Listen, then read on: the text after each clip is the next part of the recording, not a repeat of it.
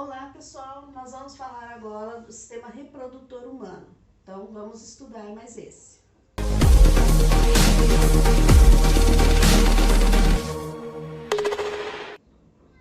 O sistema reprodutor humano, ele é um conjunto de órgãos e estruturas que garantem a reprodução da nossa espécie. Essa reprodução nossa é sexuada, tem um dimorfismo sexual, significa o quê? O macho é diferente da fêmea, tem informações diferenciais, você olha e você consegue identificar que eles são diferentes.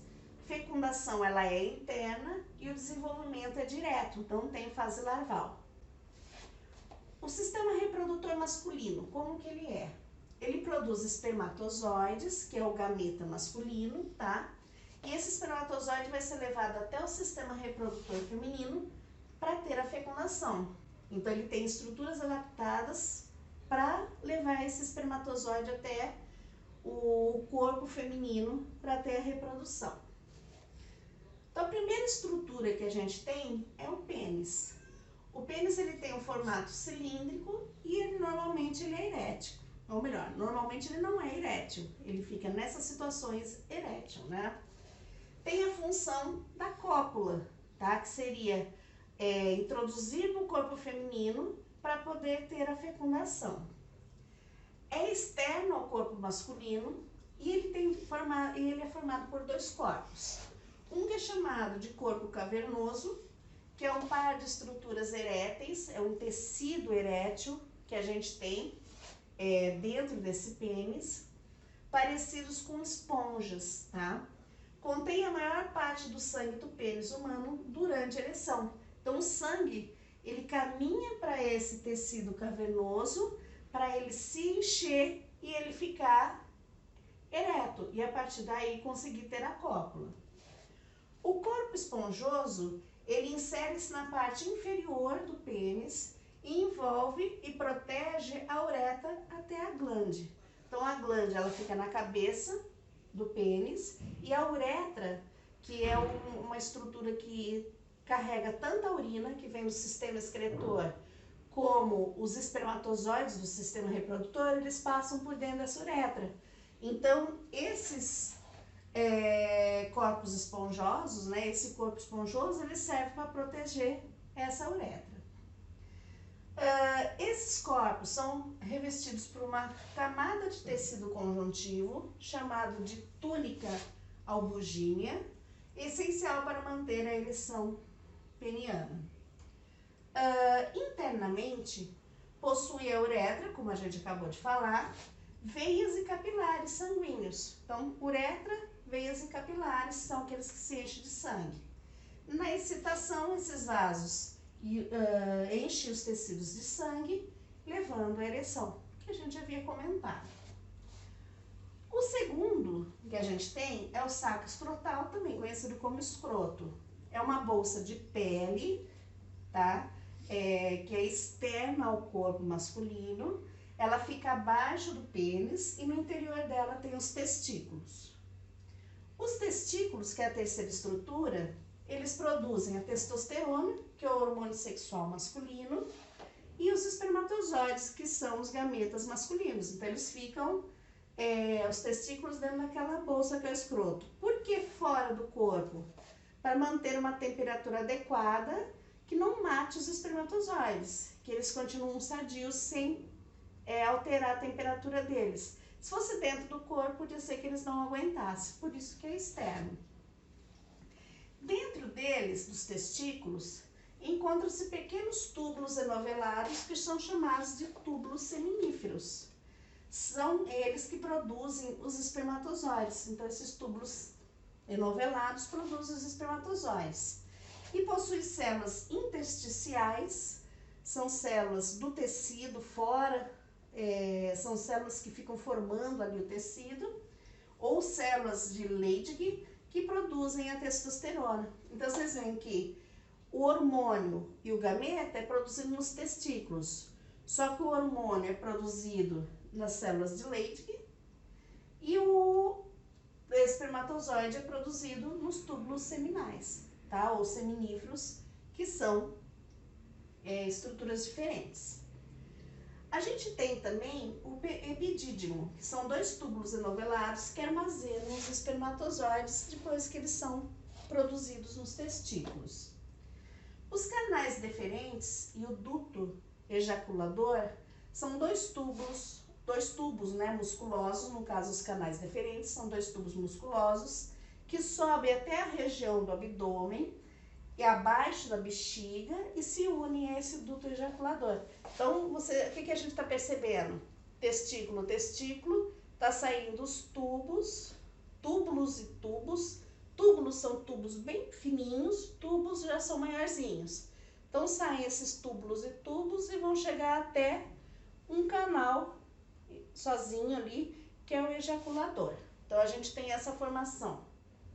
A uretra é o canal comum no sistema urinário, percorre o pênis no seu interior e vai até o exterior pela glande, tá? Então, a uretra serve para essas duas, tanto para o sistema reprodutor, ela serve como o sistema excretor. As glândulas anexas, elas vão formar uma secreção que junto aos espermatozoides forma o esperma. Então, é um conjunto de líquidos carregando os gametas. Vesículas seminais, elas ficam atrás da bexiga e se ligam ao duto ejaculador, aquele que se torna único. Produzem uma secreção também, que equivale a 60% do volume do sêmen. E ainda possui substâncias nutritivas, como a frutose, que vai servir como fonte de energia para esses espermatozoides se locomoverem e sobreviver. Então, vocês estão vendo que são vários líquidos que vão sendo liberados para manter os espermatozoides saudáveis. A próstata, ela também fica abaixo da bexiga e ela vai produzir uma substância clara e aquosa, que neutraliza a acidez existente da uretra e nas secreções vaginais. A uretra, como ela pode passar urina como os espermatozoides, a gente vai perceber que esse líquido que é liberado pela próstata, ele higieniza a uretra para poder passar os espermatozoides. E quando chega na vagina da mulher, também é uma região ácida. Então, esse líquido ele serve também para neutralizar os espermatozoides não morrerem lá dentro da vagina da mulher. Então, ele tem essa função também. Então, ó, vários líquidos envolvidos aí na história. Então, eu tenho o duto ejaculador que vai levar até a uretra todos esses líquidos que estão sendo jogados ali dentro. As glândulas bulbo-uretrais localizam-se abaixo da próstata e desemboca na uretra direto, aí já vai para a uretra. Quando o homem está excitado, essas glândulas liberam um líquido para a limpeza da uretra também, antes de passar o sêmen. Então, a gente percebe, na próstata, o líquido vai diminuir a acidez, então está melhorando a qualidade ali. Glândulas bulbo-uretrais, eles vêm para fazer a faxina, para deixar ok para os espermatozoides. E também serve para lubrificação dos órgãos quando tiver a cópula, para ajudar a coisa a acontecer. E o que seria a ejaculação? É o momento da liberação do esperma, do sêmen. Tem mais ou menos 400 milhões de espermatozoides sendo liberados ali. Então, tudo isso que aconteceu leva o pênis a ficar numa situação adequada para que ele possa ocorrer a cópula e a partir daí a ejaculação, que é a liberação dos espermatozoides. Tudo isso para ter a fecundação. Sistema reprodutor feminino. Ele é composto por órgãos, na maioria, internos. O gameta feminino é o óvulo, são órgãos e estruturas com a função de receber o espermatozoide para que ocorra a fecundação. Vocês viram no masculino que é tudo produzido, tudo perfeitinho para poder mandar o espermatozoide. Aqui é tudo bonitinho para poder receber. Formado por quais? As estruturas e órgãos. Ovários, são 2 e se localizam na cavidade abdominal feminina, um de cada lado, tá? Então, eu tenho o direito e tenho o esquerdo. Medem mais ou menos 3 centímetros e tem formato de uma azeitona. São responsáveis por produzirem os óvulos, então ali dentro são produzidos. nas suas camadas de células mais externas, é onde vai ocorrer a produção, e produzirem a progesterona e o estrógeno, que são os hormônios femininos. Então, o ovário produz os dois hormônios femininos e os gametas femininos também, tá? As tubas uterinas são dois tubos curvos que partem dos ovários até o útero. Só que detalhe, elas não são grudadas no ovário, elas ficam próximas do ovário. Então, o que vai acontecer? As extremidades próximas ao ovário são alargadas e elas capturam o óvulo, é meio que suga o óvulo quando ele é liberado para levar até o útero. Então, eu tenho ovários e as tubas saindo para levar quem? O óvulo até o útero. O útero, ele é um órgão musculoso e oco, do tamanho de uma pera, mais ou menos. Sua parte superior é alargada e se liga às tubas que estão vindo dos ovários, como a gente falou. É revestido pelo endométrio, que é um tecido altamente vascularizado. Quando ocorre a fecundação, que vai ter a formação do embrião, todas aquelas estruturas, inclusive a placenta, essa vai se enraizar no endométrio, tá? Então, detalhezinho assim, quando ocorre a fecundação, o endométrio é como se fosse uma almofada, ele tá todo fofinho, vascularizado, preparadinho, bonitinho. Esse ovo, né, que vai se desenvolver e formar o embrião, ele gruda, né, já formando, já tá em desenvolvimento ali, esse embrião vai grudar na parede do endométrio, a gente fala que ocorre a nidação, e a partir daí todas aquelas estruturas vão se formar, inclusive a placenta, que vai ficar grudadinha nesse endométrio.